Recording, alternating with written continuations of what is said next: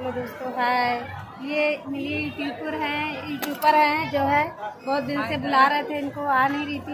हम भाव खा रहे थे। ये भाव खा रही थी और ये सिस्टर है हमारी, और अब जाके आई हैं। हम सब आए हैं रामपेड़ी नहाने के लिए आए थे। सरजू जी में नहाए, उसके बाद रामपेड़ी नहाए। अभी यहाँ का देखिए लुक कितना अच्छा लग रहा है, कमेंट में बताइएगा। ये हमारी बुआ जी हैं, बुआ जी से मिलिए।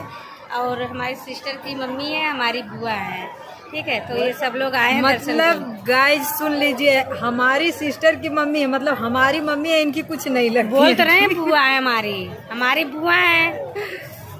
तो ये है हमारी दीदी, इनका चैनल है साधना के नाम से। तो आप लोग जाइए, वीडियो को देखिए, और वीडियो एक बार देखिए, लाइक बार बार कीजिए। चैनल में नए हैं तो चैनल को सब्सक्राइब कीजिए, और दोस्तों के पास शेयर कीजिए। कमेंट करके बताइए कि इनकी वीडियो कैसी लगती है। बाय, मिलते हैं किसी नेक्स्ट वीडियो में।